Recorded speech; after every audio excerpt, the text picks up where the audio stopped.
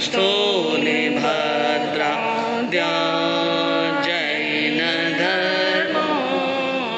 मङ्गलम्। अज्ञानतिमिरान्धस्य ज्ञानाञ्जनशलाकया चक्षुरुन्मीलितं येन तस्मै श्रीगुरवे नमः।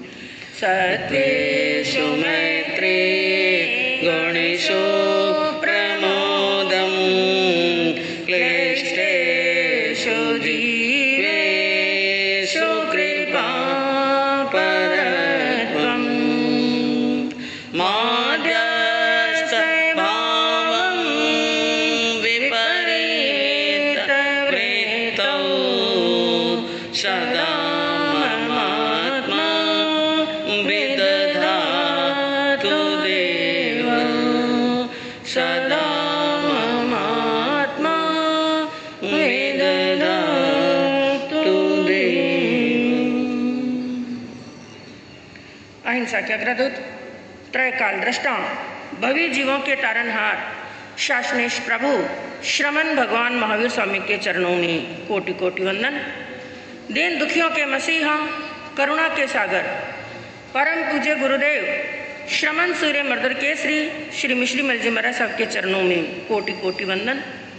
पाठ पर विराजमान परम श्रद्धेय परम विदुषी मधुर व्याख्यानी सरल मना पूज्य गुरुनी जी महाराज साहब के चरणों में कोटि कोटि वंदन। धर्म प्रेमी बंधुओं, शीलवती माताओं बहनों, आज पर्युषण पर्व का अंतिम दिवस और सबसे बड़ा सबसे उत्कृष्ट सिरमोड़ दिवस संवत्सरी महापर्व, और आपके सामने वर्णन चल रहा है, वांचन चल रहा है श्रीमद् अंतकृत दशांग सूत्र का, और जिसके 8वें वर्ग के अंदर पहले अध्ययन का, और जिसके अंदर आपने वर्णन श्रवण किया था कि सुधर्मा स्वामी ने जम्बू स्वामी से कहा कि उस काल और उस समय की बात है, चंपा नाम की नगरी थी, जिस नगरी के अंदर ईशान कोण के अंदर पूर्ण भद्र नाम का चैत्य था, वहाँ पर कुणिक राजा राज्य करता था, और जिसका विस्तार पूर्वक वर्णन कल आपने श्रवण किया कि कोणिक का राज्य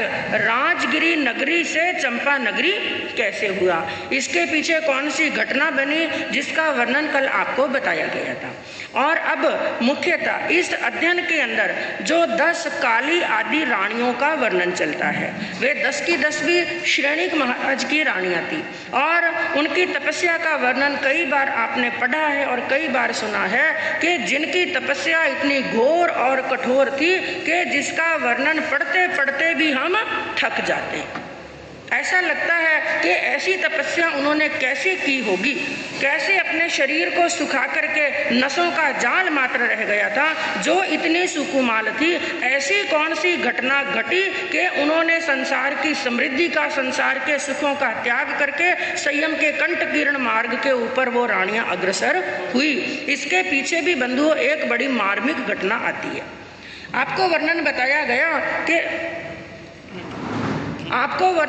गया कि जब चंपा नगरी के अंदर कुणिक का राज्य हो जाता है और चंपा नगरी के अंदर राज्य होने के बाद में वहाँ पर आराम से वो अपने राज्य का रक्षण कर रहे थे, सुरक्षण कर रहे थे। और उनके 2 छोटे भाई थे जिनका नाम था हल और विहल कुमार, 2 सगे छोटे भाई थे। और जब श्रेणिक महाराज खुद राज्य कर रहे थे उस समय उनके द्वारा एक सैंचानिक नाम का हाथी और देवों के द्वारा दिए गए हार और कुंडल, जो देवों के द्वारा प्रदत्त थे, देवों के द्वारा श्रेणिक महाराज को प्राप्त हुए थे, तो श्रेणिक महाराज ने अपने मन से, अपनी प्रसन्नता से अपने हार और कुंडल अपने छोटे पुत्रों हल और विहल कुमार को दे दिए। और सैंचानिक नाम का जो देवनामी हाथी था, जो बड़ा ही पढ़ा हुआ हाथी था, बड़ा ही समझदार हाथी था, और जिस युद्ध के अंदर भी वो श्रेणिक महाराज के साथ में जाता, उस युद्ध के अंदर राजा को विजय प्राप्त होती थी। तो अपने छोटे पुत्रों को उन्होंने सैंचानिक नाम का हाथी दे दिया और हार और कुंडल भी दे दिए। और इधर कोणिक राज्य कर रहा था। एक बार का प्रसंग हुआ कि कोणिक की महारानी पद्मावती, जिसका कल वर्णन आया कि पद्मावती के जब पुत्र हुआ उस समय क्या क्या घटना हुई। वही पद्मावती महारानी एक बार महल के झरोके के अंदर बैठी बैठी चंपा नगरी के सभी द्वारों को और द्वारों पर रास्तों पर आते हुए लोगों को देख रही थी, बाजारों को देख रही थी। और उसी समय का योगान योग हुआ। हल कुमार और विहल कुमार दोनों अपनी पत्नियों को साथ में लेकर के और वही सैंचानिक नाम का हाथी साथ में लेकर के और जो हार और कुंडल अपने पिता के द्वारा दिए हुए नव लड़ी का वो हार था, बड़े सुंदर कुंडल थे, उनको पहन करके सैंचानिक हाथी पर बैठ करके एक बगीचे के अंदर आते हैं। बगीचे के अंदर आए और वहाँ पर आकर के क्रीड़ा करने लगे। चारों वहाँ पर खेलने लगे और हंसी खुशी की बातें करने लगे। उस खेल के अंदर हाथी ने क्या किया, अपनी सूंड को मरोड़ा और सूंड को मरोड़ करके हल और विहल कुमार की पत्नियों को अपनी सूंड के ऊपर बिठा लिया और झूले की तरह झुलाने लगा। अब हाथी उनको झूले की तरह झुला रहा है। उन दोनों की पत्नियां बड़ी खुश हुई, बड़ी प्रसन्न हुई और खुशी के मारे जोरदार उनके ठहाके लगाने की आवाज आई। अब हल और विहल कुमार भी हंस रहे हैं, उन दोनों की पत्नियां भी हंस रही हैं और झरोके के अंदर बैठी बैठी पद्मावती के कानों के अंदर उनके चारों के हंसी के स्वर पड़े। चारों को हंसते हुए देखा और ऐसी आवाज जब कानों के अंदर पड़ी, उस आवाज की तरफ उसकी दृष्टि गई। उसने क्या देखा, बगीचे के अंदर मेरे दोनों देवर और दोनों देवरानियां अरे बड़ा आनंद ले रहे हैं। मन के अंदर एक विचार आ गया, क्योंकि जो दुष्ट प्रकृति के लोग होते हैं और ऐसी विकृत प्रकृति के लोग होते हैं, उनके खुद के पास में कितना कुछ भी क्यों ना हो, कितने भी सुख के साधन क्यों ना हो, लेकिन दूसरों की खुशी देख करके, दोनों दूसरों की हंसी देख करके उनका हृदय के अंदर अग्नि जलने लगती है। खुद सब सुखों के साधन चाहते हैं लेकिन दूसरों को सुखी देखना नहीं चाहते। तो उसके मन के अंदर भी कई प्रकार के कुविचार आने लगे। क्या सोचने लगी, अरे मैं तो कहने को रानी हूँ, कुणिक के पास में ना मेरे लिए समय है। कुणिक राजा तो यानी मेरे पति तो पूरा दिन राज्य व्यवस्था के अंदर रहते हैं, मेरे साथ में हंसी ठिठोली करने के लिए, क्रीड़ा करने के लिए, बगीचे में घूमने के लिए जाने के लिए कुणिक महाराज के पास में समय नहीं, और समय भी नहीं है। और फिर जो एक महत्वपूर्ण चीजें हैं, ये सैंचानिक नाम का हाथी है, हार और कुंडल, इसके सामने ये राज्य का सुख तो कुछ भी नहीं है। असली सुख तो मेरे देवर और देवरानियां देख रही हैं। ये हाथी, ये हार और कुंडल एक महारानी के पास में होने चाहिए। जो चीज मेरे पास में होनी चाहिए वो किसके पास में है, देवर और देवरानियों के पास में है। इसलिए हृदय के अंदर ईर्ष्या की अग्नि जलने लगी। महलों के अंदर गई और उसी समय कुणिक का महलों के अंदर आना हुआ और अपनी रानी को बड़ा उदास देखा तो उदासी का कारण पूछा। उसने कहा कि मैं तो कहने को रानी हूँ लेकिन असली सुख तो मेरी देवरानियां भोग रही हैं। भाई ऐसा क्या हुआ? तो सुबह जो दृश्य देखा था, बगीचे का जो दृश्य देखा था, वो कुणिक को क्या सुनाया। उसने कहा बस मेरी एक ही इच्छा है, जब तक मुझे वो सैंचानिक हाथी नहीं मिल जाता, हार और कुंडल नहीं मिल जाते, मुझे चैन मिलने वाला नहीं, शांति मिलने वाली नहीं है। इसलिए मेरी इच्छा है कि मुझे हाथी चाहिए, हार और कुंडल चाहिए। कुणिक को एक बार तो हंसी आ गई। उसने कहा इस हाथी के सामने और हार और कुंडल के सामने हमारा राज्य बड़ा विशाल है। अरे उन दोनों भाइयों को मेरे पिता ने कोई राज्य नहीं दिया, मेरे पास में तो पिता का पूरा राज्य है, पूरा साम्राज्य मेरे पास में है, और मेरे भाइयों के पास में कोई साम्राज्य नहीं है।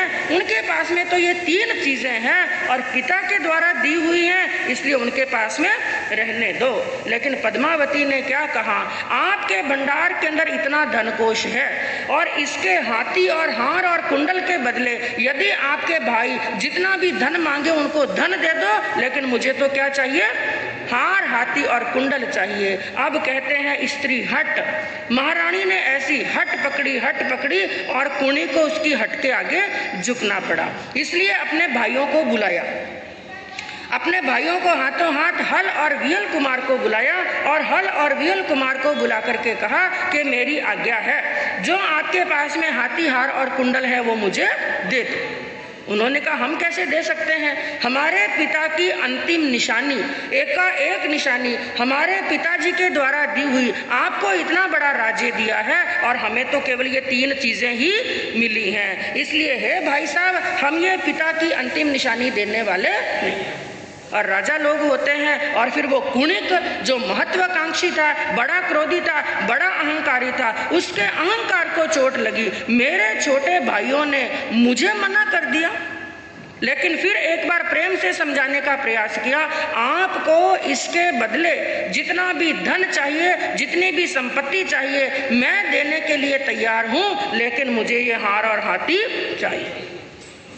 तो आपस के अंदर वो दोनों सलाह मशवरा करने लगे और सोचने लगे, इस कुणिक के सामने हमारा बल कुछ भी नहीं, हम इससे बहस नहीं कर सकते हैं, इससे लड़ने की ताकत हमारे अंदर नहीं है, इसका सामना हम नहीं कर सकते हैं और हमारे अंदर इतनी ताकत नहीं है इसको मना कर सकें, लेकिन देने की इच्छा भी नहीं। तो आपस के अंदर सलाह मशवरा करके दोनों ने क्या कहा, भाई साहब हमें सोचने के लिए थोड़ा समय दीजिए। ऐसा कहकर के दोनों भाई वहाँ से चले जाते हैं और अपने अपने महल के अंदर आते हैं, वहाँ बैठ कर के विचार विमर्श करते हैं अब हमें क्या करना चाहिए, क्योंकि हम कुणिक का सामना नहीं कर सकते, बड़ा ही बलवान है, बड़ा ही शक्तिशाली है, राजा है, सम्राट है, हम इसका सामना नहीं कर सकते। अब ऐसा कौन है जो हमारी भी रक्षा कर सके, हमारे पिता की दी हुई इन चीज़ों की भी क्या कर सके, रक्षा कर सके। और सोचते सोचते उन दोनों भाइयों के मन के अंदर एक ही विचार आया, एक ही वो ऐसा शख्स है जो हमारी रक्षा कर सकता है, और वो कौन है, हमारे नाना राजा चेड़ा, जो वैशाली नगर के अंदर राज्य करते हैं और वो पक्के क्षत्रिय हैं, पक्के राजपूत हैं। उनकी शरण के अंदर यदि चले जाएं तो उनके चाहे प्राण चले जाएं, लेकिन हमें वहां से निकालने वाले नहीं। और इसका कुणिक का सामना करने की ताकत केवल चेड़ा राजा के अंदर है, बाकी इस समय ना कोई हमें शरण देगा और ना ही हमारे लिए कुणिक से साथ में कोई लड़ाई मोल लेगा। इसलिए दोनों भाइयों ने ऐसा विचार किया और कुंडल पहन करके, हार को गले में धारण करके, उस सैंचानिक नाम के हाथी के ऊपर बैठ करके रातों रात चंपा नगरी से रवाना होते हैं। सुबह का सूर्य उदय हो उसके पहले पहले वैशाली नगर पहुंच गए। राजा चेड़ा के पास में गए और राजा चेड़ा ने दोनों को आया हुआ देखा और चेहरे के ऊपर चिंताएं की रेखाएं थी। चिंता की रेखा को देखा, बड़ा असंतुष्ट देखा, तो उनकी चिंता की रेखा का कारण पूछा, क्या कारण हुआ? तो उन्होंने भाई के साथ में जो बहस हुई, जो बातचीत हुई, जो भाई ने मांग करी, वो पूरी बात कह दी और कह दिया कि अब हम आपकी शरण के अंदर आए हैं। अब ये बात चेड़ा राजा ने सुनी, सुन करके मन के अंदर विचार किया, अब ये मेरी शरण में आए हैं तो इनको शरण देना मेरा पहला कर्तव्य है। उनको तो आश्वस्त कर दिया, तुम्हें चिंता करने की आवश्यकता नहीं, तुम्हें शरण मिलेगा, तुम्हारी रक्षा होगी, तुम आराम से यहाँ पर रह सकते हो। और कोणिक जो करेगा, लड़ाई करेगा, झगड़ा करेगा, युद्ध करेगा, मानेगा या नहीं मानेगा उसको मैं देख लूँगा। अब उनको तो आश्वस्त कर दिया, लेकिन उनको आश्वस्त करके अपनी राजसभा के अंदर गए। उनकी राजसभा लगी हुई थी, बड़े बड़े पदाधिकारी, बड़े बड़े सेनापति और बलवान शूरवीर योद्धाओं से वो सेना, वो यहाँ पर क्षेत्र भरा हुआ था, राजसभा भरी हुई थी। उनके सामने जाकर के वो इस प्रकार से कहने लगे, दो हितड़ो शरणे आय गयो कोणिक सो छाती कंपाई, इनने छे देणो चोखो ना कुलवट सूरीत चली आई। कौन करो काम गणो करड़ो, रजपूतन एड़ो जायो है, वो जिदरो सागर उफण रयो, सूतोड़ो सिंह जगायो है। आटीलो आटो काटेला, सिर हाथे ने मनिवाणो है, चेड़ो बिन बेड़ो है केड़ो, उड़ने वो खेल आकर के सभा के अंदर सभी के बीच में बात करने लगे कि दोहितड़ो शरणे आए गयो कोनिक सो छाती कंपाई। कोनिक से भयभीत होते हुए, कोनिक से डरते हुए मेरे दो दोहिते मेरी शरण के अंदर आ गए। कोनिक भी उनका दोहिता है और हल और विहल कुमार भी क्या है, उनके दोहिते हैं। लेकिन वो जानते हैं कि कोनिक एक जिद का सागर है, जो जिद पकड़ लेता है चाहे कुछ भी हो जाए उस जिद को छोड़ने वाला नहीं है। और ऐसा काम किया है हल और विहल कुमार ने, तो जैसे सोते हुए सिंह को जगा दिया। सोते हुए सिंह को जगाने का काम किया है। और वो आंटीलो आंटो काटे ला सिर हाथे नेम निभानो।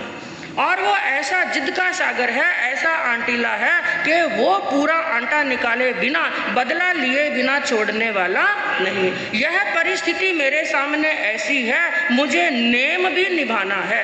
मैंने शरणागत रखा है, उनको शरण प्रदान की है। शरणागत की रक्षा के लिए चाहे मेरा सिर चला जाए, सिर और धड़ अलग हो जाए, मेरे प्राण चले जाएं, तो भी मैं शरणागत को धक्का देने वाला नहीं है। और फिर बात रही युद्ध की, जीतने की और हारने की, उसके सामने झुकने की, तो उसने कहा कि सूरज आथुन में उगेला अंबर डिग तोड़ो दिखलासी, स्यालन ने चुंगे सिंह जाए उन पल में चैड़ो नम जासी। जैसे सूर्य जो पूर्व दिशा की ओर से उदय होता है, यदि सूर्य पश्चिम की ओर से उदय हो, यदि ऐसा क्षण हो कि सूर्य पश्चिम की ओर से उदय हो रहा है और जो आकाश धरती के ऊपर नीचे गिरता हुआ दिखाई दे और एक सिंह का बच्चा जाकर के श्यालनी का दूध पिए, ऐसा क्षण आए तो ही राजा चेड़ा झुक सकता है, बाकी चेड़ा झुकने वाला नहीं है। और ऐसी बातें पूरी सभा के अंदर हो ही रही थी। और इधर सुबह का सूर्य उदय हुआ और कोनी को पता चला कि हल और विहल कुमार अपने महलों के अंदर नहीं। ना हार है, ना हाथी है, ना कुंडल है, ना हल है, ना विहल कुमार है। और उसने पता कराया और पता करा करके उसको पता चला कि दोनों मेरे भाई मेरे नाना की शरण में वैशाली नगर के अंदर राजा चेड़ा के पास में चले गए हैं। तो उसने एक दूत को तैयार किया और दूत को ऐसे ऐसे शब्द कहे कि राजा की राजसभा के अंदर जाना और बड़ी क्रूरता के साथ में, बड़े जोशीले शब्दों के साथ में जाकर के मेरा समाचार सुना देना। ऐसे दूत को उसने रवाना किया जो देखने के अंदर ही बड़ा खूंखार दिखाई देता था। वो राजसभा के अंदर पहुंचता है और जहां पर शूर वीरों से वो राजसभा भरी हुई थी और राजसभा के अंदर वहां पर चेड़ा राजा भी बैठे थे, हल और विहल कुमार भी बैठे थे, बड़े बड़े शूरवीर योद्धा भी बैठे थे। और वो वहां पर दूत वहां पर गया और जाकर के कुणी का समाचार सुनाया। और उसने क्या कहा, अरे बोगना फूटोड़ा बोडड़ला शर्म नहीं लायो, मारा हर हाथी खावण सारो बैल कुंवर ने बहकायो, किण याद रख गढ़ किल्लारी ईटा सो ईट बजा दूला, गद्दों से फेरो हल खेड़ो तो पासे मैल उड़ा दूला, राणिया ने कालो वेश सौंप थारो तो शीश उड़ा दूला, हूँ श्रेणी करो बेटो केड़ो नजरात ने दिखा दूला, राई भरोसे रातड़ली मिर्चा मत चाबे बूढ़ड़ला, मारे घर रो पंच बण्यो मरने रानेड़ा है दिनड़ा। बड़े जोश के अंदर आकर के जो समाचार कोणिक ने कहलाए वो दूत ने कह दिए कि अरे भोगना फूटड़ला बूढ़ड़ला शर्म नहीं लायो, तुम्हारे शरीर के ऊपर बुढ़ापा आ गया है, वृद्ध अवस्था आ गई है, लेकिन मुझे ऐसा लगता है कि तुम्हारा भोगना फूट गया। तुम्हारे दिमाग के अंदर अब बुद्धि नाम की कोई चीज नहीं रही है और मेरा हार, मेरा हाथी, मेरे कुंडल और मेरा भाई, ये हमारे घर की पंचायती है। हमारे घर की पंचायती के अंदर बीच पड़ने की तुम्हें कोई आवश्यकता नहीं। तुमने मेरे भाइयों को बहकाने का काम किया है, लेकिन तू भूल गया है कि मेरा नाम भी क्या है, कुणिक, मैंने भी एक क्षत्राणी का दूध पिया है, क्षत्रिय का खून मेरी रगों के अंदर दौड़ रहा है, तू भूल गया है। याद रख, मैं तेरी ईंट से ईंट ना बजा दूं तो मेरा नाम कुणिक नहीं है। और तुम्हारे ये महल हैं, इनको धड़ाधड़ नीचे गिरते हुए कोई देर लगने वाली नहीं है। और जितनी भी तेरी रानियां महारानियां हैं, उनको मैं काला वेश पहना दूंगा और तेरा सिर और धड़ क्या कर दूंगा, अलग कर दूंगा। और हूँ श्रेणी करो बेटो कैडो, फिर नजरा थने दिखा दूंगा कि मैं चेलना रानी का बेटा और श्रेणी का बेटा कुणिक कैसा हूँ, तुम्हें सामने ही दिखा दूंगा। और राई भरोसे रातड़ली मिर्चा मत चावे बुडड़ला, तू राई के भरोसे मिर्चा चबाने का क्या कर रहा है, काम। यानी तुम्हें पता नहीं है कि मेरा शत्रु कौन है। इसलिए ये अच्छा हो कि मेरे घर की पंचायती में पढ़ने से अच्छा है हल और विहल को क्या कर दे, मेरे हवाले कर दे। और हार और कुंडल दे करके, हाथी दे करके जिस स्पीड से वो आए हैं उसी गति से मेरे पास में भेज दे। ऐसे समाचार दूत के सुने तो तब उनका खून और खौलने लगा। मैंने तो सोचा था कुणिक को शायद अब थोड़ी बुद्धि आ गई होगी, अहंकार उसका थोड़ा कम पड़ गया होगा, और पिता का राज्य प्राप्त करने के बाद में भी, इतना बड़ा साम्राज्य प्राप्त करने के बाद में भी अभी तक उसकी भूख शांत नहीं हुई है। मात्र 2-3 वस्तुएं इसके भाई के पास में हैं, वो भी उनसे क्या करता है, लेना चाहता है। और अब जोरदार आया गुस्सा चेड़ा राजा को, और उन्होंने हाथों हाथ आदेश दिया, इस दूत का मुंह काला कर दो, पैर हरे कर दो और इसको गधे पर चढ़ा करके यहाँ से क्या कर दो, रवाना। लेकिन जाते समय दूत को एक बात कही, जैसा समाचार लेकर के तुम्हारे राजा का यहाँ पर आया है, जाकर के मेरे समाचार भी कुणिक को सुना देना और कह देना चेड़ा राजा भी किसी से डरने वाला नहीं है। सुनताई रंगड़ यूं बोलियो श्याल्यारी मौत आई दी से, वो किणी भरोसे भूल रहो सिंगारे सागे फलरी से। मैं जानू दोय तो गम खासी थारा में लखन नहीं आया, बिल बिल में मूसा जान मती कोई मिल जासी बासक जाया। क्षत्रिय शोभा खड़गा में नहीं शोभा, गाल बचावन में थारा में रजपूती वे तो मत देर करे अब आवण में। उन्होंने हाथों हाथ उन दूत के सामने संदेश कहे और कहा, जिस स्वर के अंदर, जिस जोश के साथ में मैं संदेश दे रहा हूँ, जाकर के तुम्हारे राजा को मेरा संदेश अक्षरश सुना देना। और क्या कहा कि सुनता ही रंगड़ यूं बोलियो सियाण्यारी मौत आई दी से। मुझे ऐसे लगता है कि सियालिये की क्या आई है, मौत।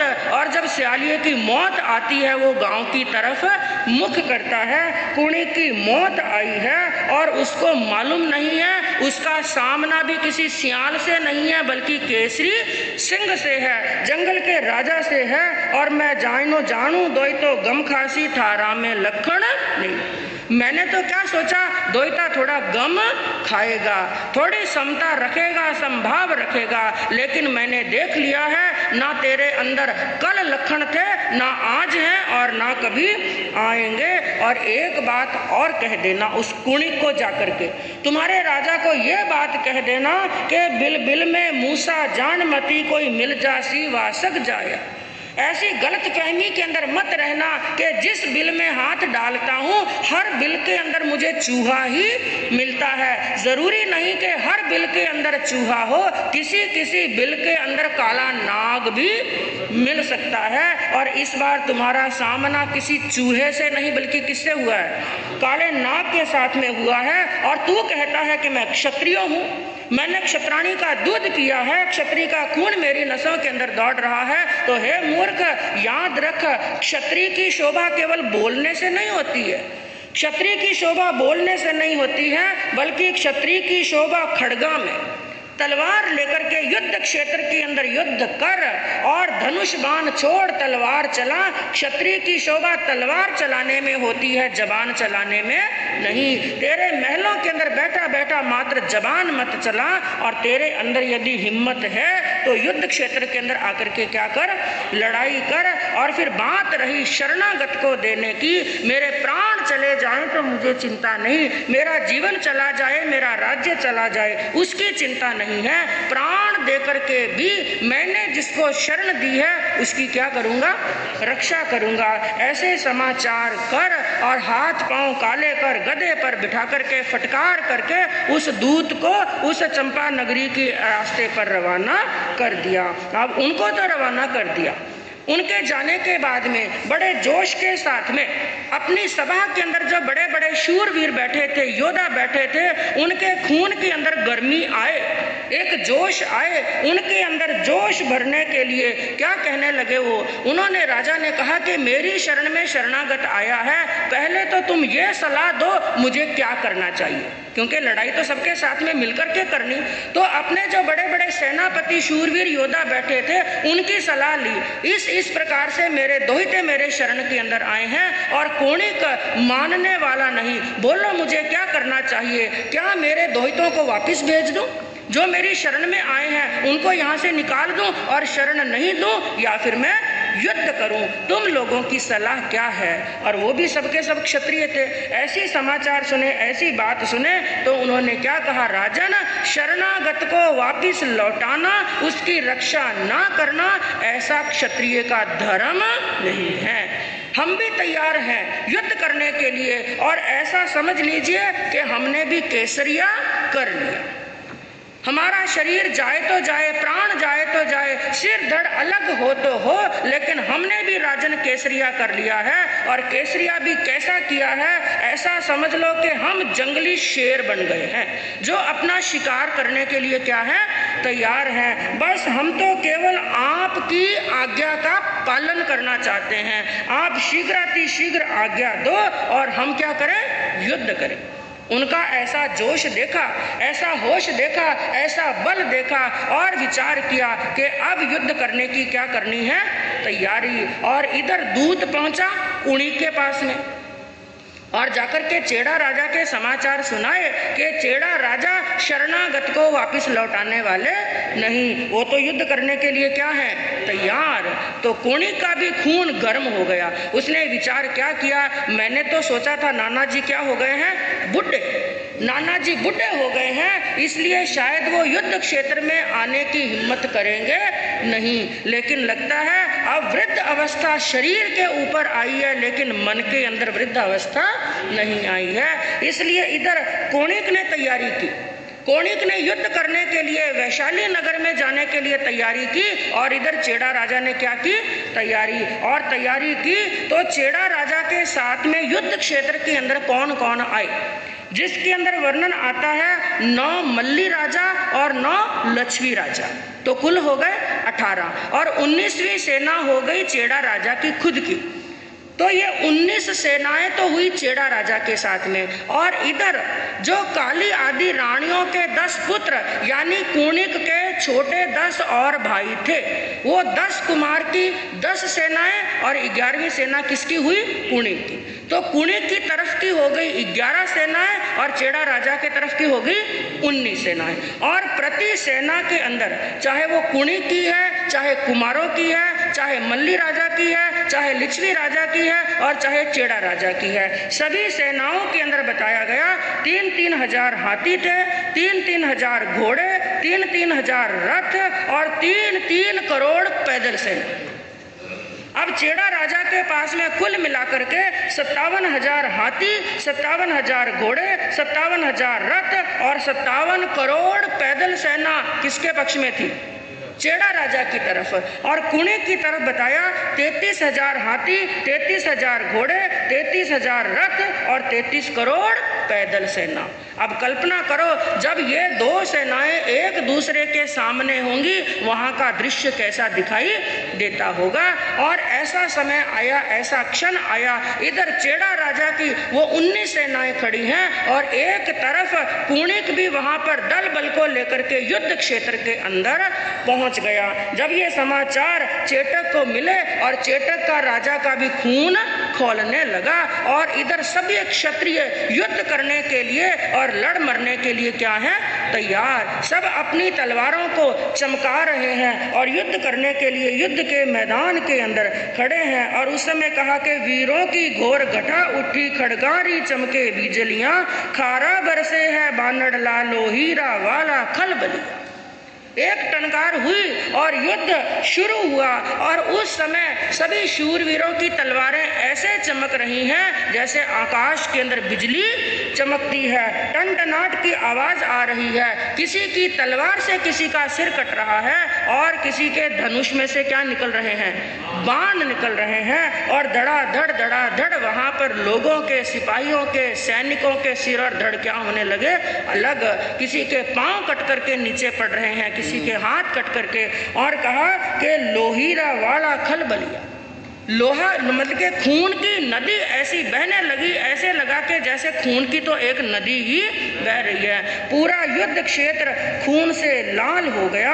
और अगली बात कही, दूज रही धरती धमके, कोणिक रे धड़को उठ गयो, चेटक रे सामे 10 दिन में चंपारो लश्कर खूट गए।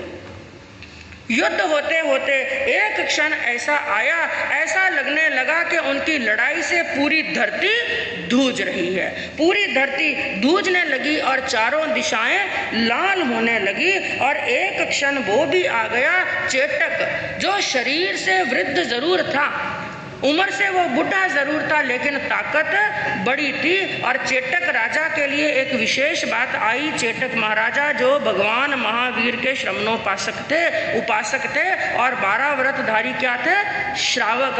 और उनके जीवन की एक विशेषता आती है, जब भी वो युद्ध करने के लिए युद्ध क्षेत्र के अंदर आते, अपनी तलवार को मयान में डालने से पहले, तलवार का इस्तेमाल करने से पहले क्या करते थे, पूंजनी से पूंजते थे। इसका अर्थ क्या हुआ, निरपराधी। जो निरपराधी जीव हैं, जिनका कोई अपराध नहीं है, ऐसे निरपराधी जीवों की, चाहे वो एक इंद्रिय है चाहे बेइंद्रिय, कैसा भी प्राणी है, निरपराधी जीव की हिंसा नहीं होनी चाहिए। हमेशा उन्होंने अपने जीवन के अंदर धर्म का युद्ध किया और ऐसा घनघोर युद्ध होने लगा। कहते हैं कि 10 दिन के अंदर जो राजा कुणी की 10 सेनाएं थी, उनके जो भाई अपनी सेनाएं लेकर के आए थे कि चेटक रे सामे 10 दिन में चंपारो लश्कर खूट गयो। चंपा का जितना भी लश्कर था, जितनी भी सेनाएं थी, सब खत्म हो गई, सब समाप्त हो गई। और ऐसा दृश्य जब कुणिक ने देखा, उसकी भी धड़कन क्या हुई, तेज। उसने तो क्या सोचा था, शीघ्र ही अपने नाना के साथ में विजय प्राप्त कर लूंगा। लेकिन वो देखता रह गया कि राजा चेड़ा का जोश कितना जोरदार है। कोणिकरा मर गया भाई राजारी, भुज सारो भार हुतो, 10 दिन में 10 रण खेत हुआ, चेड़ारो रहात इसो पूतो।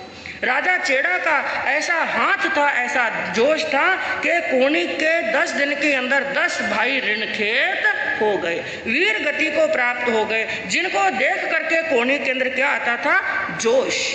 अब उसे क्या लगने लगा कि अब यहाँ पर मुझे विजय मिलने वाली नहीं। और उसने अपना आखिरी दाव चलाया।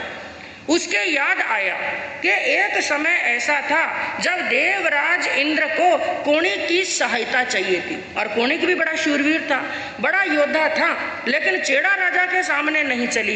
एक बार का ऐसा प्रसंग था जब इंद्र महाराज को कोणिक की आवश्यकता थी और कोणिक ने इंद्र की क्या की थी, सहायता। और उस समय इंद्र ने, देवराज इंद्र ने कोणिक को वचन दिया था, हे राजन, जब भी आपको मेरी आवश्यकता हो, मैं एक वचन देता हूं कि एक बार जब भी आप मुझे बुलाएंगे तो आपकी सहायता करने के लिए आऊंगा।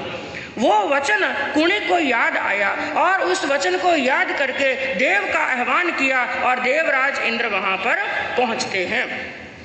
और देवराज इंद्र ने यह सब दृश्य देखा और कुणिक से कहा, बोलिए मुझे किस लिए याद किया। कुणिक ने कहा, मुझे चेड़ा राजा के साथ में युद्ध करना है, लेकिन आपको मेरी क्या करनी है, मदद करनी है। देवराज इंद्र ने अपने ज्ञान से सब जाना और देखा तो उन्होंने क्या कहा और क्या सोचा, जो कुणिक महाराज हैं ये अधर्म का युद्ध कर रहे हैं और चेड़ा महाराजा धर्म का युद्ध कर रहे हैं, और मैं चेड़ा राजा के विरुद्ध लड़ने वाला नहीं। लेकिन फिर कुणिक ने वचन याद दिलाया, क्या अपने वचन से नट रहे हैं, मैं धर्म का युद्ध करूं या अधर्म का युद्ध करूं, लेकिन आपने वचन दिया है इसलिए आपको मेरे पक्ष में लड़ना पड़ेगा। और उस समय कहते हैं कि एक तरफ तो खाली अकेले चेड़ा राजा थे और एक तरफ कुणिक और 2 इंद्र, यानी 3 ने मिलकर के चेड़ा राजा को चारों तरफ से घेर लिया। लेकिन अंतिम क्षण तक चेड़ा राजा ने हार नहीं मानी, लेकिन तीनों ने मिलकर के ऐसा प्रहार किया कि चेड़ा राजा वीर गति को प्राप्त हो गया। इधर तो चेड़ा राजा वीर गति को प्राप्त हुए और इधर हल और विहल कुमार रोज क्या करते थे, रात्रि के अंदर वो एक ऐसा वहां पर जाकर के संग्राम करते थे। रात्रि के अंदर जब कुणिक के सभी सैनिक नींद में सो रहे होते थे, उस समय जाकर के सोते हुए सिपाहियों के ऊपर प्रहार कर देते और सैकड़ों सिपाहियों को मौत के घाट उतार देते। कुणिक मन में विचार करते, ये रात्रि के अंदर कौन आता है और मेरे सिपाहियों को मौत के घाट उतार देता है। तो एक रात्रि उसने सिपाहियों का पहरा लगाया और पता चला हल और विहल कुमार रात्रि के अंदर आते हैं हाथी पर बैठ करके और इस प्रकार से मेरे सैनिकों का घमासान करते हैं। तो उनको खत्म करने के लिए कुणिक ने एक उपाय सोचा।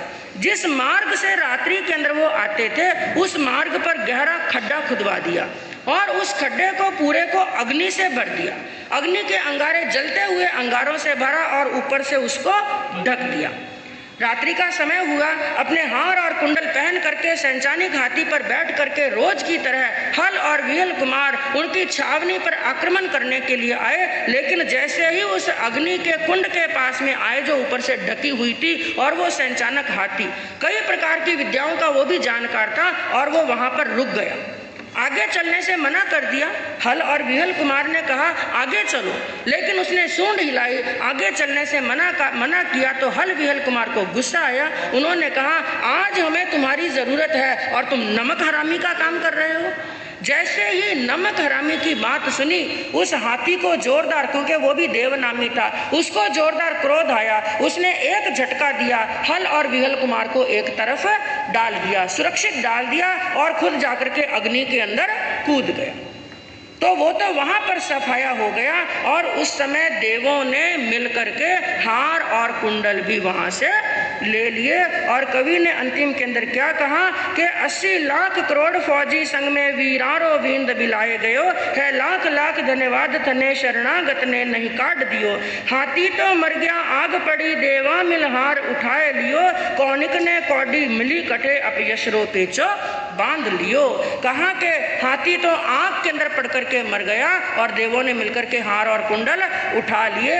कोणी के हाथ में कुछ भी नहीं आया और यदि केवल आया तो अपयश आया, क्योंकि उस युद्ध के अंदर, उस लड़ाई के अंदर पूरे 1 करोड़ 80 लाख सैनिकों का घात हुआ।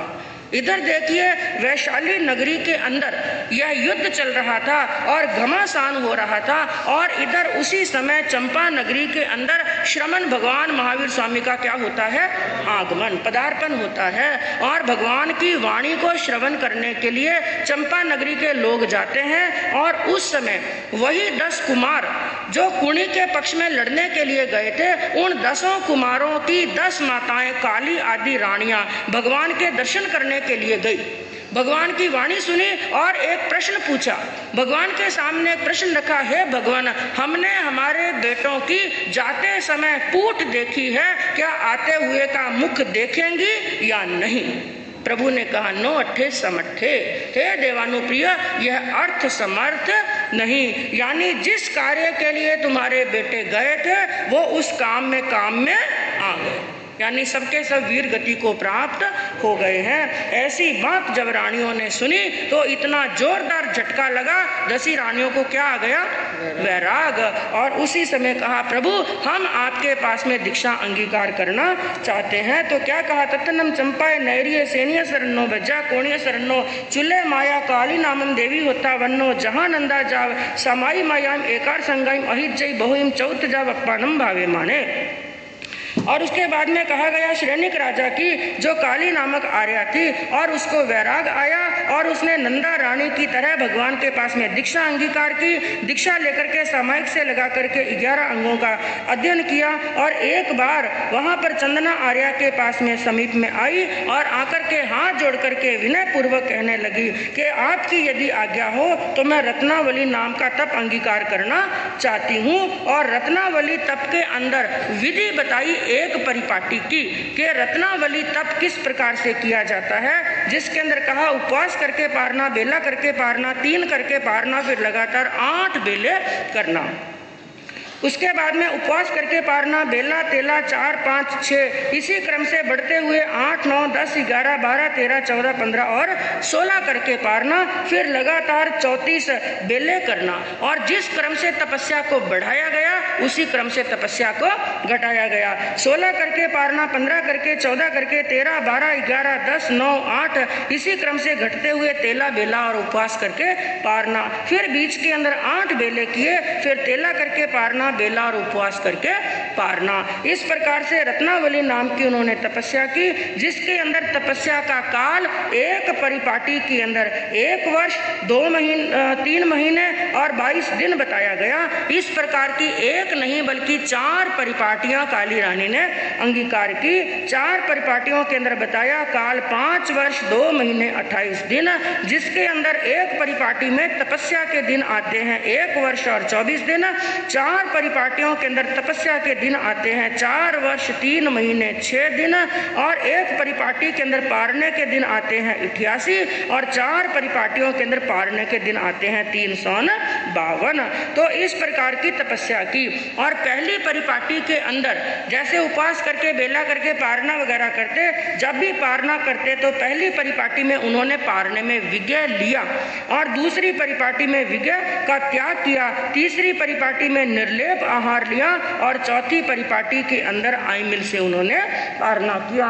इस प्रकार की तपस्या से अपनी आत्मा को भावित करते हुए वो विचरने लगी। तैनम सा काली अजय तम रैना वली तवो कमम पंचम संवत्सरहिम दोहिम या मासेहिम 28 दिवसहिम अहासुतम जाव आहा आरा हेता जेने अज्ज चंदना अज्जा तेने उवा गच्छी अच्चंदनम च वंदंती नवम संति वंदिता नमम सीता बहुम चौथ जाव अपणम भाव्यमाना वीरती। और ऐसी उदार प्रदान तपस्या के कारण से उनका शरीर इतना कमजोर हो गया कि नस नस दिखाई देने लगी, वो अत्यंत कृश हो गई, दुर्बल हो गई। यहाँ पर एक उपमा बताई गई, उनका शरीर इतना नाजुक, इतना कोमल हो गया और इतना कमजोर उनका शरीर हो गया कि जब भी वो चलती उनकी नसों की आवाज कैसे आती, जैसे कोयलों से भरी हुई गाड़ी जब चलती है उसकी कड़कड़ की आवाज आती है, वैसे ही उनकी नसों भी शब्द करने लगी, ऐसा आवाज करने लगी। अब उन्होंने जान लिया कि यह शरीर ज्यादा समय तक धर्म साधना करने के योग्य नहीं है। तो तैनम तीसे काली अज्जय अन्नया कयाई पुवरत्ता वरत काल समयसी अयम अज्जतीय जा खंदस जहा जाव अति में उट्टाने जा पुरिस्कार परक कम में जाव से मयम कल्लम जाव जलंते अज्ज तंदनम अज्जम आपुचिता अज्ज चंदनाय अज्जय अब्नुनाय समनीय संलेहना जूसना आराना भत्तबाण बढ़िया मिखे कालम अणव कंख समानम विहरित कटु एवं संपेहिता कालम जने अज चंदना। और उसके बाद में एक बार जैसे भगवती सूत्र के अंदर स्कंदक जी का वर्णन चलता है, उसी प्रकार अर्धरात्रि के पश्चात धर्म जागरणा करते हुए काली आर्या के मन के अंदर भी विचार आया कि प्रात सुबह होते हुए ही मैं आर्य चंदना के पास में जाऊं और उनकी आज्ञा प्राप्त करके संथारा से लेखना अंगीकार करूं। तो अगले दिन चंदना आर्या की आज्ञा प्राप्त करके उन्होंने संधारा और संलेखना अंगीकार किया और संधारा संलेखना अंगीकार करने के बाद में अंतिम समय के अंदर उन्होंने 1 मास की संधारा संलेखना की और 11 अंगों का जीवन के अंदर अध्ययन किया। 8 वर्षों तक साध्वी पर्याय का पालन किया और अंतिम के अंदर 60 भक्तों का छेदन वेदन करते हुए अंतिम समय के अंदर जिस प्रयोजन के लिए मुंडित हुई दीक्षा अंगीकार की उस लक्ष्य को प्राप्त किया, यानी जाव सिद्धे, सिद्ध बुद्ध और मुक्त हो गए। इसी प्रकार दूसरे अध्ययन के अंदर एवं खलु जम्बू तेनम कालेनम समेनम चंपा नामम नैरी होता पण बद्दे चाहिए कोणीय राया तत्तरम थेनीय शरणो बज्जा कोणीय शरणो चुल्ल माहुआ सुकाली नामम देवी होता जहाँ काली तहाँ सुकाली वी निगंता जा बोहिम चौथ जा भावे वाणा वीरई तैनम सा सुकाली अज्जया अन्याय कयाई जेने अज्ज चंदना अज्जा जा इच्छामि नम अज्जो तुभ्यम अब्नु नाया समाणी कणगावली तवो कमम उ संपजितानम वीर इत्ते एवं जा रहनावली तहा कणगावली नवरम तिसु ठानेसु अट्टमाई करे करिता रहना वलिया छट्टाइन। इसी प्रकार दूसरे अध्ययन के अंदर माता सुकाली रानी का वर्णन चलता है। उन्होंने भी भगवान के पास में दीक्षा अंगीकार की। दीक्षा लेने के बाद में आर्या चंदनवाला से एक बार कहा, यदि आपकी आज्ञा हो तो मैं कनकावली नाम का तप अंगीकार करना चाहती हूँ।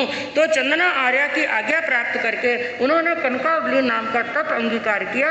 इसके अंदर बताया गया जैसे रत्नावली तप है वैसा ही समझना चाहिए।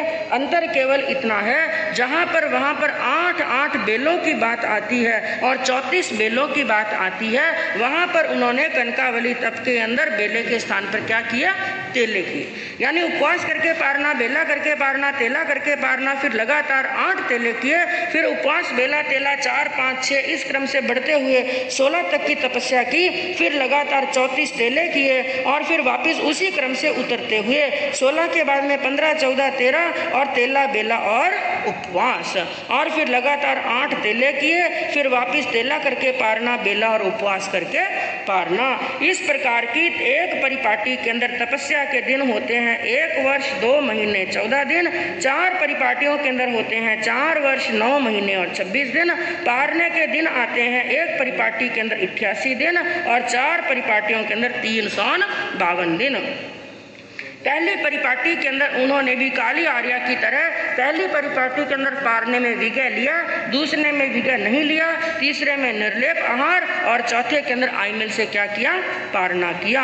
और वो भी अपनी आत्मा को तपस्या से भावित करते हुए एकाय परिवाड़ीय संवत्सरो पंचमासा 12 होरता जन्म पंचवस्या नव मासा 18 दिवसा से संतहेव नववासाइम परियो जाओ सिद्धा।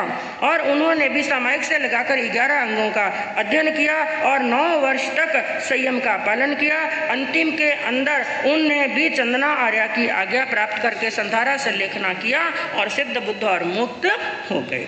इसी प्रकार तीसरे अध्ययन के अंदर कहा, एवं महाकाली वे नवरम खुड्डगा सिंह निकिलियम तवो कमम उपसंबजिता वीरई तंजहा चौतम करई करिता सब कम काम गुणम पारई पारिता। इसी प्रकार तीसरे अध्ययन के अंदर महाकाली रानी का वर्णन आता है। उन्होंने भी दीक्षा अंगीकार की और दीक्षा लेकर के चंदनवाला आर्या की आज्ञा से लघु सिंह निष्क्रीड नाम का तप अंगीकार किया। और लघु सिंह निष्क्रीड तप की विधि बताते हुए कहा, उपवास करके पारना, बेला करके पारना, फिर उपवास किया, फिर तेला किया, बेला किया, 4 किए, 3, 5, 4, 6, 5 और 7 किए, फिर 6 करके पारना, 28 करके पारना, 7 और 9 करके पारना, फिर बीच में 28 की, फिर जिस क्रम से पहले बढ़े थे उसी क्रम से उतरते हुए 9 करके पारना, 7, 8, 6, 7, 5, 6, 4, 5, 3, फिर 4 किए, फिर बेला, तेला, उपवास, बेला और उपवास किया। और ऐसी एक परिपाटी के तपस्या के दिन आते हैं 154 और पारने के दिन आते हैं 33 और 4 परिपाटियों का समय बताया गया 2 वर्ष और 28 दिन। तहेव चत्तारी परिवाड़ियों एकाय परिवाड़ीय 6 मासा 7 दिवसा 14 2 वारिसा 28 दिवसा जावसिद्धा। इस प्रकार की 4 परिपाटियों को उन्होंने अंगीकार किया और अंतिम के अंदर उन्होंने 10 वर्ष की दीक्षा पर्याय का पालन किया और चंदनवाला की आज्ञा प्राप्त करके उन्होंने संधारा संलेखना किया और सिद्ध बुद्ध और मुक्त हो गए। और चतुर्थ अध्ययन के अंदर बताया गया, एवं कन्ना भी नवरम महालयम सिंह निकिलियम तवो कमम जहेव खुडगा नवरम चौतीसेम जावनेव। इसी प्रकार चौथे अध्ययन के अंदर कृष्णा रानी का वर्णन आता है, जिन्होंने महासिंह निष्क्रीड नाम का तप अंगीकार किया। और महासिंह निष्क्रीड तप की विधि बताते हुए शास्त्रकारों ने कहा, उपवास किया, बेला किया, उपवास करके तेला किया, बेला करके 4 किए, फिर 3 किए, 5 किए, 4 और 6 किए, 5 करके 7 किए, 6, 8, 7 और 9 किए, फिर 8 करके पारना, 10, 9, 11, फिर 10 करके पारना, 12 करके, 11 करके, 13 करके पारना, 12, 14, 13, 15, 14 और 16 करके पारना, फिर 15 किए, फिर उसी क्रम से वापस उतरते हुए 16 करके पारना किया, 14, 15, 13 और 14 करके पारना, फिर 12 उपवास से पारना, 13 और 11 और 12 और 10 उपवास से पारना, फिर 11 किए, 9 किए, 10 किए, 8 और 9 की तपस्या की, 7, 8, 6 और 7 की तपस्या की, फिर पचौला किया और 6 उपवास किए, चौला किया, पचौला किया, फिर तेला करके 4 और बेला करके तेला किया, उपवास किया, बेला किया और उपवास किया। और ऐसी महासिंह निष्क्रीड तपस्या के अंदर एक परिपाटी के अंदर तपस्या के दिन आते हैं 1 वर्ष 4 महीने और 17 दिन। एक परिपाटी के अंदर पारने के दिन आते हैं 61 और 4 परिपाटियों के अंदर कुल 6 वर्ष 2 महीने और 28 दिन लगते हैं। एक काई परिवाड़िये 1 वरिसम 6 मासा 18 ज दिवसा 14 6 वारिसा 2 मासा 12 ज हरता शेषम जहाँ कालिये जाव सिद्धा। और इस प्रकार की तपस्या को अंगीकार करते हुए कृष्णा आर्या ने एक बार चंदना आर्या से आज्ञा प्राप्त की, आपकी आज्ञा हो तो मैं संथारा से लेखना अंगीकार करूं। उन्होंने संथारा और से लेखना किया। अंतिम क्षण के अंदर संपूर्ण कर्मों की निर्जरा करते हुए सिद्ध बुद्ध और मुक्त हो गए। उसके बाद में 5वें अध्ययन का वर्णन कहा, एवं सुकन्नावि नम्रम सत्य सत्यम भिक्खु पडिमम उपसंपजिता नम भरई। इसी प्रकार 5वें अध्ययन के अंदर सुकृष्णा रानी का वर्णन आता है। उन्होंने भी दीक्षा अंगीकार की और दीक्षा लेने के बाद में सप्त सप्तमिका नामक भिक्षु प्रतिमा अंगीकार की। और इस प्रतिमा के अंदर क्या होता है, जो पहली प्रतिमा यानी प्रथम 7 दिन तक सदैव 1 दत्ती आहार और 1 दत्ती पानी, यानी जब भिक्षा लेने के लिए जाते हैं, गोचरी लेने के लिए जाते हैं, एक बार में जो आहार आ जाए, जो पानी आ जाए, उसको दत्ती बोला जाता है। 2 दत्तियों के अंदर यानी 2 बार में जो 2 आहार और पानी आ जाता है, उसको लेकर के ही तपस्या अंगीकार करते हैं। तो ऐसी तपस्या की सप्त सप्तमिका के अंदर पहले दिन के अंदर 1 दत्ती आहार 2 दत्ती पानी, दूसरे सप्तक के अंदर उन्होंने 2 दत्ती आहार 2 दत्ती पानी, तीसरे सप्तक यानी तीसरे सप्ताह के अंदर 3 दत्ती आहार 3 दत्ती पानी। इसी प्रकार बढ़ते बढ़ते 6ठे सप्ताह के अंदर 6 दत्तियां आहार की, 6 दत्तियां पानी की और 7वें के अंदर 7 दत्ती आहार और 7 दत्ती पानी। और इस प्रतिमा के अंदर बताया गया 49 अहोरात्रियां लगती हैं और सब दत्तियां मिलाकर के 196 होती हैं। इस प्रकार की आराधना की और उसके बाद में उन्होंने चंदना आर्या की आज्ञा प्राप्त करके जैसे सप्त सप्तमिका नाम की प्रतिमा अंगीकार की थी, दूसरी बार उन्होंने अष्टम अष्टिका नाम की प्रतिमा अंगीकार की।